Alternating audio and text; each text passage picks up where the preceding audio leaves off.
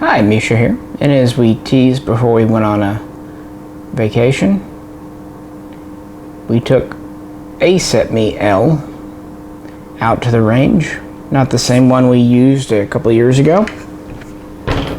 This is a new production run from everyone's favorite HMG Herein Mag Gunworks.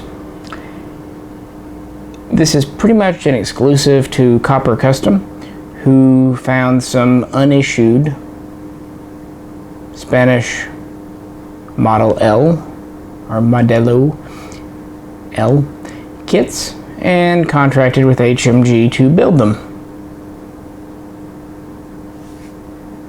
So the parts might have some minor scuffs and scrapes from, storage and whatnot. Unissued doesn't mean brand new. It just means these weren't sent out into the field and beat up. So things like the bolt carrier and all that should be in mint condition. The furniture, again, should have some minor scuffs and scrapes, but it should still be in very solid shape. Well, let's take this to the range and see how she shoots. CETME Modelo L. Clunk. Click. One. Go ahead. CETME Modelo L.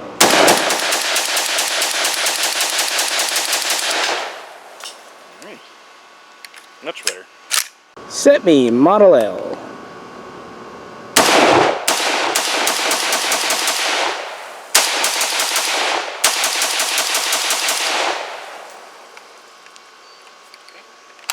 CETME-L with AR mag.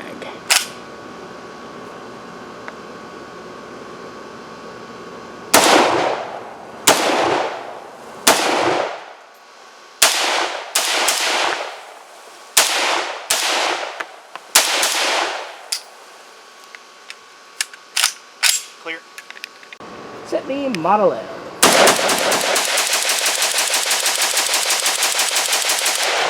Very smooth.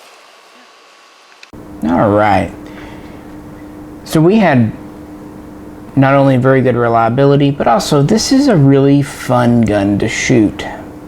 It's difficult to explain. It just handles and feels unlike much else. Even compared to like an HK33, HK93, it feels different. It's still a roller lock, roller delayed system without a gas system of any type, but it's just different. Now I will say this, and we've noticed this with pretty much all of these, when they're brand spanking new out of the box, the first time you put a mag in, you'll get a bang and then a click. These have a very small break-in period of really just 10, not even 20 rounds. And that's something we've observed with a lot of roller type guns. There's just, I think, the parts, there might be extra finish or grease in there. Maybe the rollers are a little bit sticky from just storage and whatnot. So if you get one of these, don't worry, it should run just fine. We had no issues with steel or brass case this time. Before, in our first video, we had a few small issues with that production run, but this one seemed to really be more forgiving of ammo. Probably had a lot to do with the fact that indeed it was assembled from an unissued kit, meaning all the springs are good and strong. Whereas if you get one from a used kit, who knows how much it's seen or not.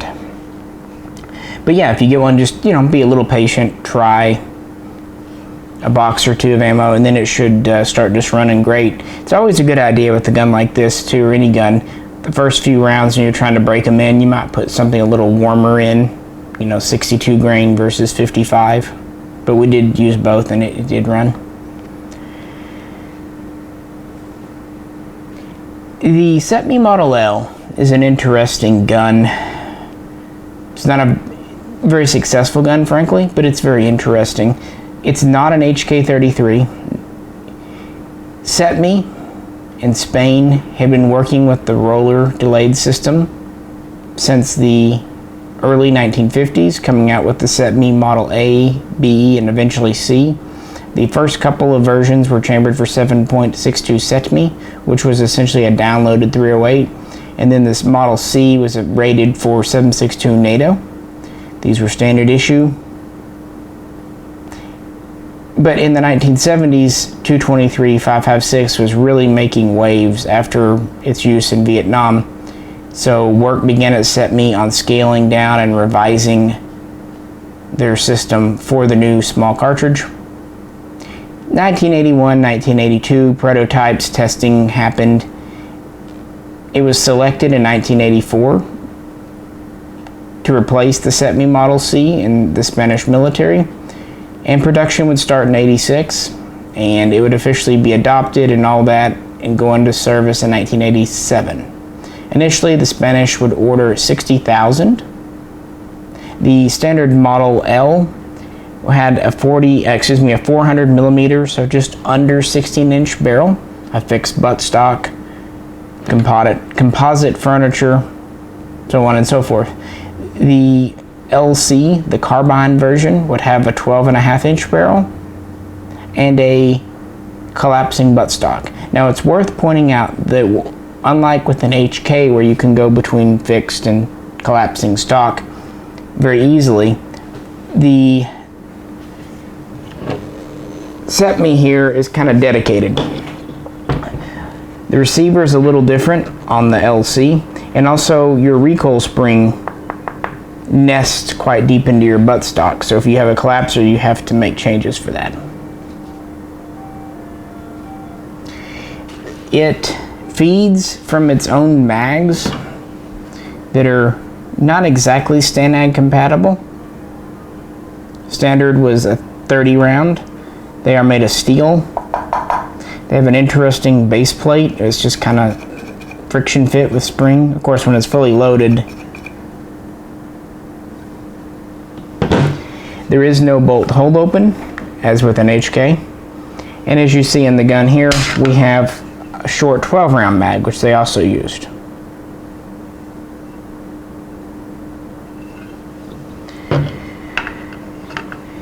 It will feed from, sorry guys, when you put these in, you have to kind of slap them a bit, especially the little ones.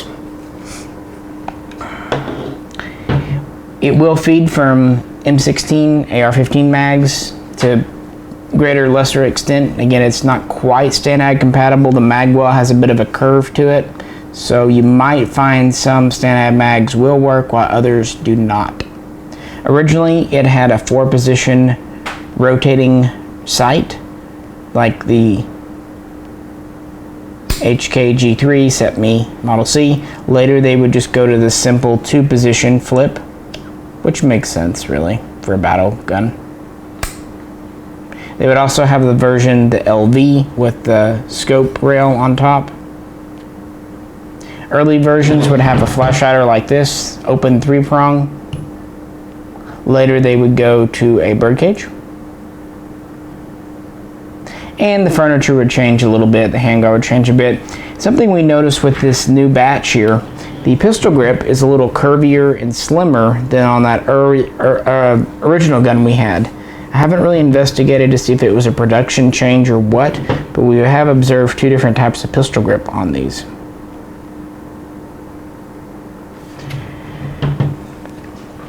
As you see, that it will take the bipod. This is also compatible with the CETME C. These legs collapse in. It comes in this little belt pouch. It also takes a very similar sling to the Model C. Up front it's the same. In the back it has a more traditional loop and button instead of the Mauser style kind of pass through. So that's a little bit different, but very similar sling. And it takes its own pretty cool, frankly, bayonet. But it is a unique bayonet to this gun, even though it's kind of mounts similar to some you might already be familiar with.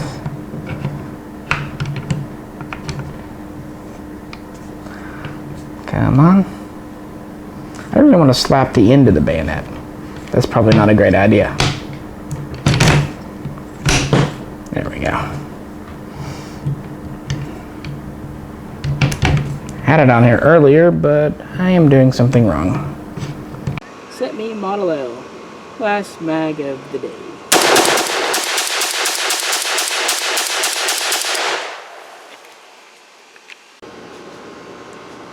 Smells like circus carnival corn dogs. Corn dogs. Corn, but are you hungry yet? Let's go eat.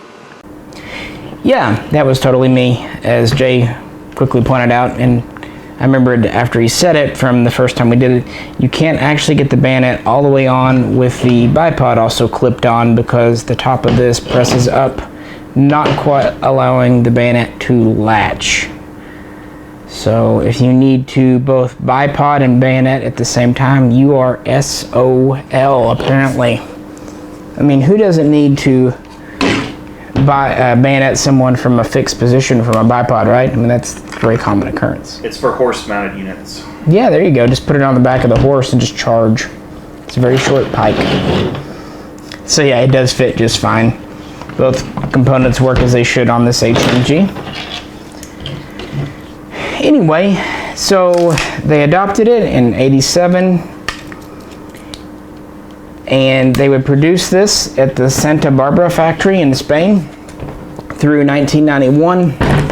However, it was really kind of adopted at a bad time. It's more of a classic 60s, 70s gun. By the 90s, sights, lasers, even rails were getting more and more common. They thought about trying to modernize it and update it, but they were having issues in military service with reliability. A lot of it had to do with the ammo they were using, and also a lot of it had to do with these steel mags. And I think they just wanted to just, instead of trying to fix something that maybe not fixable, they just kind of stopped. They quit making these in '91. They made about 100,000, including all variants. Most would go to the Spanish military, some would go to Spanish police, and a few to export. It would remain in service through the 90s. In 1998, Spain would select the HK G36E, the export model, to replace this. That would start to happen in 1999. Also, Spain would acquire a license to manufacture. And so by the early 2000s, these started to be retired out from service, and they started to appear over here. And the kits started coming in, about 5 years ago. Up until that point, it was a very rare gun. There was never a pre-ban Spanish CETME Model L. So this is really the only production one. It's a pretty standard gun. Has the cocky handle, HK style, but it doesn't have the notch because it's actually more of a square bolt. Sorry guys, I gotta do it this way. So since you can't put it in the notch to hold it open, there's a button here. Cock it back and it stays. Press that in. To release, it has an opposite side here. Or you can just lock it open and then let it go. So either way, much like a standard release on a pistol, that's kind of a unique system. It also doesn't have a two-piece receiver or frame like an HK where this bottom piece comes out. This is all part of the same stamping here. There is a trigger pack. It does come out as a trigger pack, but it's an internal style. Mag release is just a push button here. No paddle, since we're using somewhat Stanag mags. Safety selector is over here. Of course, this is safe and semi. A military version would have full. Also, some early versions would have 3-round bursts, but this was pretty quickly dropped. It has a very neat kind of nested recoil spring. Very different from an HK. Goes into the stock a good ways. We have a curved rubber butt plate, actually very comfortable. A pretty straight stock. The handguard is one of the coolest parts. two-piece with a metal heat shield up here and then kind of this round here. Does a pretty good job of keeping heat away from you too. Front sight is open topped. This sling swivel on the barrel here can rotate. We have a relatively thin barrel. And again, the flash hider. So that's the original gun. The HMG has their receiver. The newer versions, they have updated the roll marks. I think they look a little cleaner, a little nicer. They also kind of have the green Cerakote finish to match the originals.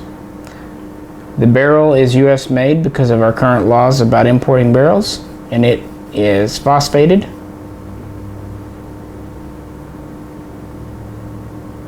The flash hider is US made.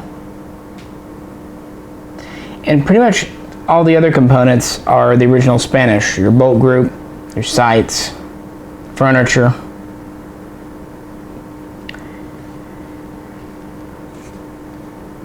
And that's really why we kind of went with another HMG, despite their reputation and everything. The Mar guns are nice. Frankly, they're too nice. They tried to polish a gun that was never terribly polished in military service. And we like guns that are as close to authentic replicas of whatever was in the military as is practically possible. And this is just a little closer to what Spain would have issued than the HMG. Than the Mar. The HMG is. For one, it has the original furniture. For another, they didn't go through like Mar did and change the sight, change the springs. And also, and maybe most importantly to me, the Mar or the receiver style is optimized for Stanad mags. The problem is when they did that, they lost compatibility with the Spanish mags. And there's reports of their mag wells being very tight anyway. So, better to have a gun that takes the correct mags. And this will still feed from Stanad mags, as you saw in the shooting video. So, they can use both types. So, it's a neat gun. Is it a modern gun? Is it a tactical? Of course not. It's for the collector. It's for the person who has a Spanish collection or just wants something different. And again, it's really fun to shoot. I wish I could explain it better, but it's just one of the things you have to feel. So if you ever get a chance to shoot a CETME Model L, I encourage you to do so. It is pleasantly surprising. But yeah, there's not much out there on these guns, so we thought we'd revisit it in 2019 with this new production model. At this point, Copper Custom still has some, but I don't know how many kits they're able to acquire. Plus, with HMG involved, who knows how long they'll make them. Originally, they only made 100 of the first run a few years ago, so hard to say. And there is the Mar, which again are very nicely made guns. I'm not saying otherwise, they really are. But this is kind of closer to the original, so we selected it. Well, if you own one of these, HMG, we'd love to hear your experiences below. We've had good luck out of 2 now. Any questions or comments, we'll do our best to answer. No promises, but we'll try. And if you could, like, share, and subscribe. And finally, if you'd like to help support the channel, help us get out to the range again, please check out the link to our Patreon page. Trigger's not too bad on this either. Well, this is Misha, and we'll catch you very soon next time.